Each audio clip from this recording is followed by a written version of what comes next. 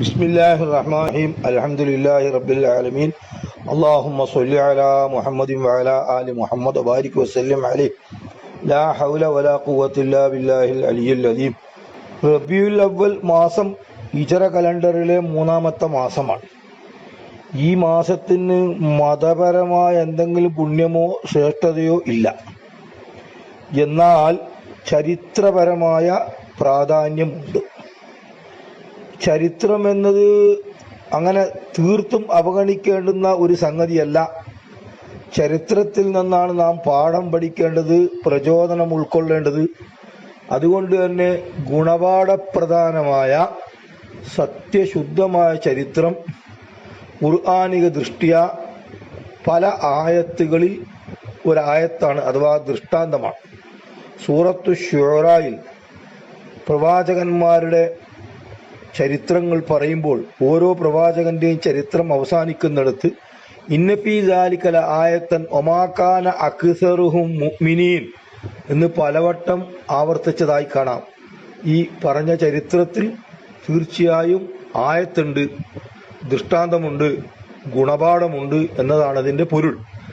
അപ്പൊ അതുകൊണ്ട് തന്നെ റബീഉൽ അവ്വൽ മാസത്തിന് ചരിത്രപരമായ പ്രാധാന്യമുണ്ട്. അതെന്താണെന്ന് ചോദിച്ചാൽ, റസൂലുള്ളാഹി സ്വല്ലല്ലാഹു അലൈഹി വസല്ലം ഭൂജാതനായതും നബിയുടെ വിയോഗം സംഭവിച്ചതും ഈ മാസത്തിലാണ്. നബിയുടെ ജനനവും മരണവും ഈ മാസത്തിലാണ്. അതോടൊപ്പം നബി സല്ലല്ലാഹു അലൈഹി വസല്ലമയുടെ ജീവിതത്തിലെ സുപ്രധാന സംഭവമായ ഹിജ്റ സംഭവിച്ചതും റബീഉൽ അവ്വലിലാണ്. അപ്പം അതുകൊണ്ട് ചരിത്രപരമായ പ്രാധാന്യം ഉണ്ട് എന്ന് ഒന്നാമതായി നമ്മൾ മനസ്സിലാക്കുക. ആ പ്രാധാന്യം നമ്മൾ പരിഗണിക്കുക തന്നെ വേണം. ഏതായാലും റസൂലുള്ളാഹി സ്വല്ലല്ലാഹു അലൈഹി വസല്ലം ജനിച്ച മാസമോ ദിവസമോ കൊണ്ടാടാനൊന്നും ദീനിൽ കൽപ്പനയില്ല. റബീഉൽ അവ്വൽ 12-നാണ് നബി സല്ലല്ലാഹു അലൈഹി വസല്ലം ജനിച്ചത് എന്ന് പറയുന്നുണ്ട് ധാരാളം ചരിത്രകാരന്മാർ. എന്നാൽ അതിൽ നിന്ന് വ്യത്യസ്തമായി അഭിപ്രായങ്ങളുണ്ട്, മറ്റു തീയതികളും പറയുന്നുണ്ട്. ഏതായാലും ബഹുഭൂരിപക്ഷവും 12 ആണ് പറയുന്നത്. 9 എന്ന് പറഞ്ഞവരും ഉണ്ട്, മറ്റു തീയതി പറഞ്ഞവരും ഉണ്ടാകാം. എന്നാൽ നബി സല്ലല്ലാഹു അലൈഹി വസല്ലം റബീഉൽ അവ്വലിലാണ് ജനിച്ചത് എന്നതും അതൊരു തിങ്കളാഴ്ചയായിരുന്നു എന്നതും തർക്കമറ്റ വസ്തുതയാണ്. നബി സല്ലല്ലാഹു അലൈഹി വസല്ലം അന്ത്യപ്രവാചകനാണ്. ലോകാവസാനം വരെയുള്ള സകല ജനങ്ങൾക്കുമുള്ള പ്രവാചകനാണ്. ഇനിയൊരു നബി വരികയേ ഇല്ല, വന്നിട്ടുമില്ല.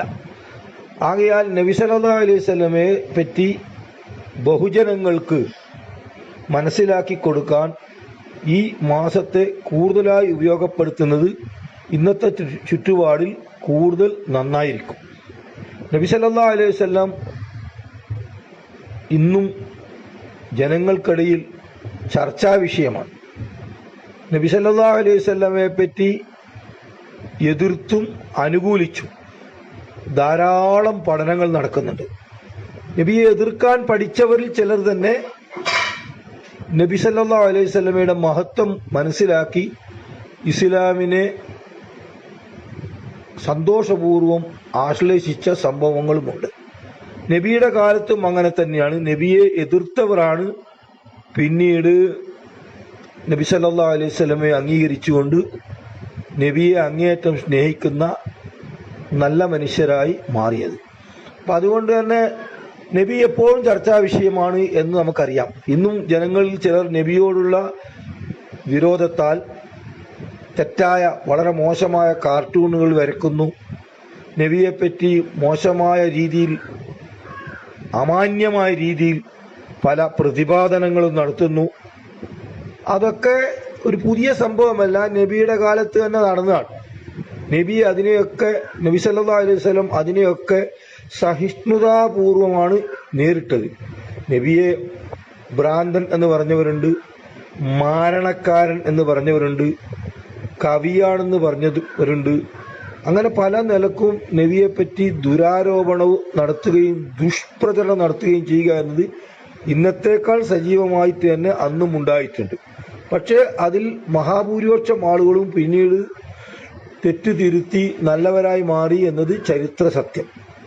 അതുകൊണ്ട് തന്നെ നബി സല്ലല്ലാഹു അലൈഹി വസല്ലമയെ ആരെങ്കിലും അമാന്യമായി പറയുമ്പോൾ നമ്മൾ നബിയുടെ മാതൃകയിൽ നിന്ന് വ്യത്യസ്തമായി തീർത്തും പ്രകോപിതരാകുന്നത് ശരിയല്ല. നബി അത്തരം വിമർശനങ്ങളെയും കുപ്രചരണങ്ങളെയും വളരെ സഹിഷ്ണുതയോടുകൂടി രചനാത്മക ശൈലിയിൽ നേരിട്ടിട്ടുണ്ടെങ്കിൽ അതുതന്നെയായിരിക്കണം നമുക്കും മാതൃക. മറിച്ച് നമ്മൾ പ്രകോപനത്തിന് വിധേയരായാൽ നബി സല്ലല്ലാഹു അലൈഹി വസല്ലമയെ ജനങ്ങൾക്ക് പരിചയപ്പെടുത്താൻ നമുക്ക് സാധിക്കാതെ പോകും. പ്രബോധനത്തിന്റെ മാർഗത്തിൽ പ്രകോപനം സൃഷ്ടിക്കുക എന്നത് ജാഹിലിയത്തിന്റെ ദുശക്തികൾ എപ്പോഴും സ്വീകരിച്ച ഒരു അടവാണ്. അത് പുതിയതൊന്നുമല്ല. അങ്ങനെ എന്തെങ്കിലും ഒരു തെറ്റായ വർത്തമാനങ്ങൾ പറഞ്ഞാൽ നമ്മൾ അതിൽ കയറി പിടിച്ച് അതുമായി കെട്ടിമറിഞ്ഞ് നടക്കും. അപ്പോൾ നമ്മുടെ അടിസ്ഥാന ദൗത്യം നബി സല്ലല്ലാഹു അലൈഹി വസല്ലമയെ പരിചയപ്പെടുത്തുക, നബി കൊണ്ടുവന്ന അള്ളാഹുവിന്റെ വേദഗ്രന്ഥത്തെ പരിചയപ്പെടുത്തുക, ആ വേദഗ്രന്ഥം മുന്നോട്ട് വെക്കുന്ന തത്വാദർശങ്ങളെയും ദർശനത്തെയും പരിചയപ്പെടുത്തുക. ഇതാണ് നമ്മുടെ പണി. ആ പണിയിൽ നിന്ന് നമ്മൾ തെറ്റിക്കാൻ വേണ്ടിയാണ് പ്രകോപനപരമായ വർത്തമാനം പറഞ്ഞ് നമ്മെ പ്രകോപിതരാക്കി വഴിതെറ്റിക്കാൻ ശ്രമിക്കുന്നത്. നമ്മൾ പരമാവധി അങ്ങനെ വഴിതെറ്റാതിരിക്കാൻ പ്രത്യേകം ശ്രദ്ധിക്കണം. ഇത് നബിയുടെ ജീവിതത്തിൽ മാത്രമല്ല, മുൻകാല ചരിത്രത്തിലും ഇത് ഉണ്ട്. ഉദാഹരണത്തിന് മൂസ അലൈഹിസ്സലാം ലാ ഇലാഹ ഇല്ലല്ലാഹ് എന്ന വിശുദ്ധ വിപ്ലവ മുദ്രാവാക്യം പ്രബോധനം ചെയ്യാൻ വേണ്ടി അന്നത്തെ ഭരണാധികാരിയായ ഫിർഔനിന്റെ അടുക്കലേക്ക് പോയി. അള്ളാഹുവിന്റെ കൽപ്പനയാൽ പോയി ഫിർഔനോട് പറഞ്ഞു, അള്ളയാണ് പരമാധികാരി, അത് നീ അംഗീകരിക്കണം.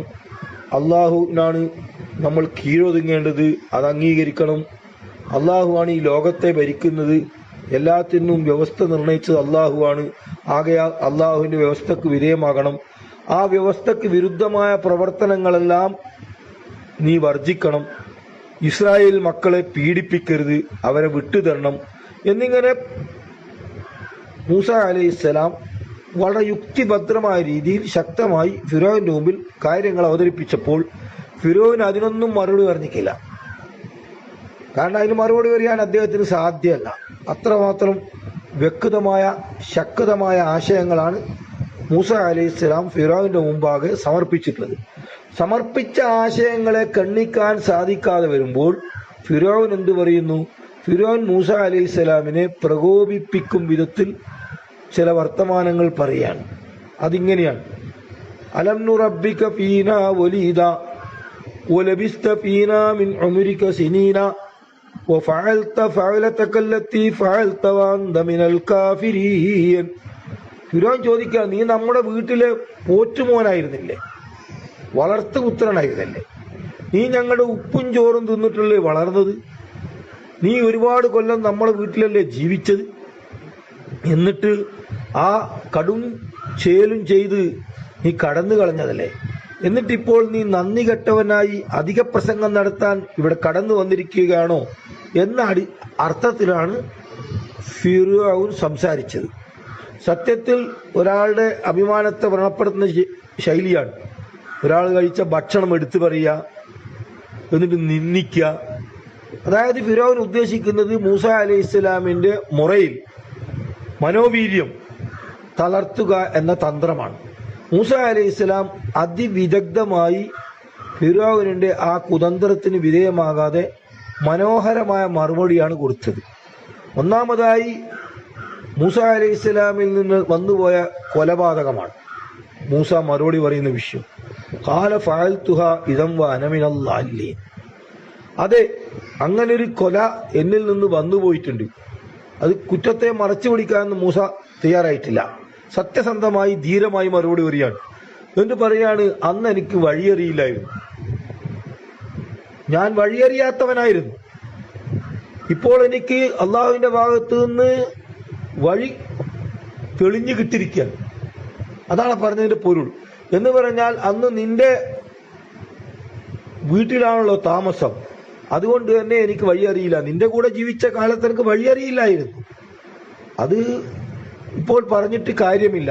അന്ന് നിന്റെ ചുറ്റുപാടിൽ നിന്നോടൊപ്പമാണ് ജീവിച്ചത് എന്നതുകൂടി അദ്ദേഹത്തെ ഭംഗ്യന്തരേണ മൂസ അലൈഹിസ്സലാം തെര്യപ്പെടുത്തുക. പിന്നെ രണ്ടാമതായി കഴിച്ച ആഹാരത്തിന്റെ കണക്ക് പറയുകയാണ്. അതിനും മൂസ അലൈഹിസ്സലാം മറുപടി തിൽക നിഅമത്തുൻ തമുന്നുഹാ അലയ്യ അൻ അബ്ബത്ത ബനി ഇസ്രായീൽ, നീ അതിന് ഔദാര്യമായിട്ട് എടുത്തു പറയുകയാണോ? സത്യത്തിൽ ഞാൻ മോഹിച്ചു വന്നതല്ലല്ലോ നിന്റെ വീട്ടിലേക്ക്. നീ ഇസ്രായേൽ മക്കളെ ഒന്നടങ്കം അടക്കി ഭരിച്ച് അടിച്ചൊതുക്കി അടിമകളാക്കി വെച്ചതിനാലാണ് ഞാൻ അവിടെ എത്തിയത്. എന്നിട്ടിപ്പോൾ നിന്റെ ആ പ്രവൃത്തിയുടെ ഫലമായി ഞാൻ അവിടെ എത്തേണ്ടി വന്നു എന്നത് എനിക്ക് ചെയ്ത ഒരു നിഅമത്തായി നീ എടുത്തു പറയുകയാണോ എന്ന് പറഞ്ഞുകൊണ്ട് ഫിറഔന് സുന്ദരമായ യുക്തിഭദ്രമായ മറുപടി കൊടുക്കാൻ പറഞ്ഞു വരുന്നത്. റസൂലുള്ളാഹി സ്വല്ലല്ലാഹു അലൈഹി വസല്ലമയെ ആളുകൾ മോശമായി വിമർശിക്കുമ്പോൾ ആ വിമർശനത്തിന് വസ്തുനിഷ്ഠമായ മറുപടി പറയാമെന്നല്ലാതെ നമ്മൾ പ്രകോപിതരാവുകയോ കലാപങ്ങൾ സൃഷ്ടിക്കുകയോ ചെയ്യുന്നത് പ്രവാചകന്മാരുടെ ചര്യക്കും വിശിഷ്യ മുഹമ്മദ് നബി സല്ലല്ലാഹു അലൈഹി വസല്ലമയുടെ ചര്യക്കും എതിരാണ്. മറ്റൊരിക്കൽ മൂസ അലൈഹി സ്വലാമിനോട് ഫിറഔൻ ചോദിക്കുന്നു ധിക്കാരപൂർവ്വം, ഒമർ റബ്ബുക്കുമായ മൂസ.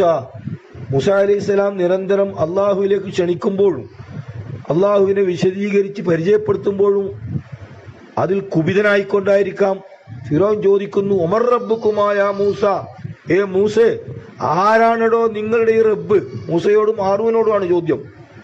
മൂസ അലൈഹിസ്സലാം അതിനും വളരെ ചിന്തോദ്ദീപകമായ യുക്തിഭദ്രമായ മറുപടിയാണ് പറയുന്നത്. റബ്ബുനല്ലദീ അഅ്താ കുല്ല ശൈഇൻ ഖൽഖഹു സുമ്മ ഹദാ, ഞങ്ങളുടെ റബ്ബ്, ഏകനായ റബ്ബ് സകല ജീവജാലങ്ങൾക്കും സകല വസ്തുക്കൾക്കും അതിൻ്റെതായ പ്രകൃതി നൽകി എന്നിട്ട് അതിജീവനത്തിന് ആവശ്യമായ ഹിദായത്തേകിയവനാകുന്നു. റബ്ബുനല്ലദീ അഅ്താ കുല്ല ശൈഇൻ ഖൽഖഹു സുമ്മ ഹദാ. വളരെ വിശദമായി ഗ്രഹിക്കേണ്ടുന്ന ഒരു നല്ല മറുപടിയാണത്. അപ്പൊ ഇങ്ങനെയാണ് മൂസ അലൈഹിസ്സലാം മറുപടി പറഞ്ഞത്. അതുകൊണ്ടാണ് ഖുർആനിൽ മൂസാ നബി അലൈഹിസ്സലാമിന്റെ ചരിത്രമാണ് മുഹമ്മദ് നബി സല്ലല്ലാഹു അലൈഹി വസല്ലമക്ക് അവതരിച്ച ഖുർആനിൽ കൂടുതലായി പറഞ്ഞത്. കാരണം ആ ചരിത്രത്തിൽ നിന്ന് നമ്മൾക്ക് കൂടുതൽ പാഠങ്ങൾ ഉൾക്കൊള്ളേണ്ടി വന്നേക്കും, വിശിഷ്യ ബഹുസ്വര സമൂഹത്തിൽ സമ്മിശ്ര ഘടനയിൽ ജീവിക്കുന്ന വ്യക്തികൾക്ക്. അതുകൊണ്ട് പ്രിയപ്പെട്ടവരെ, റസൂലുള്ളാഹി സ്വല്ലല്ലാഹു അലൈഹി വസല്ലമയെ നമ്മൾ സ്നേഹിക്കണം, അതിരറ്റ് സ്നേഹിക്കണം. ആ സ്നേഹം മറ്റൊരു ആളോട് കോപം പുലർത്തിക്കൊണ്ടാവേണ്ടതില്ല. നബിയെ അറിയാത്തവർ അല്ലെങ്കിൽ സ്വാർത്ഥ താല്പര്യങ്ങളാലോ നിക്ഷിപ്ത താല്പര്യങ്ങളാലോ നബിയെ കരുതിക്കൂട്ടി എതിർക്കുന്നവർ വിവരമില്ലാത്തവരാണ്. അവർക്ക് വിവരം എത്തിച്ചു കൊടുത്തുകൊണ്ടും അവരിൽ മാനസാന്തരം സൃഷ്ടിക്കാൻ പണിപ്പെട്ടുകൊണ്ടുമാണ് നമ്മൾ അതിനെ നേരിടേണ്ടത്. ഒപ്പം നബി സല്ലല്ലാഹു അലൈഹി വസല്ലം പഠിപ്പിച്ച മാതൃകകൾ, നബിയുടെ ഉപദേശ നിർദ്ദേശങ്ങൾ അത് ജീവിതത്തിന്റെ എല്ലാ മേഖലകളിലും നല്ല രീതിയിൽ പുലർത്തിക്കൊണ്ട് നബിയെ വിമർശിക്കുന്നവർക്ക് കർമ്മരൂപേണ നല്ല മറുപടി കൊടുക്കാൻ നാം ശ്രമിക്കണം. എങ്കിൽ നബി സല്ലല്ലാഹു അലൈഹി വസല്ലമയുടെ ഉപദേശ നിർദ്ദേശങ്ങൾ എന്തുമാത്രം പ്രസക്തവും പ്രയോജനപ്രദവും പ്രായോഗികവുമാണെന്ന് പലർക്കും തിരിച്ചറിയാൻ സാധിച്ചേക്കും.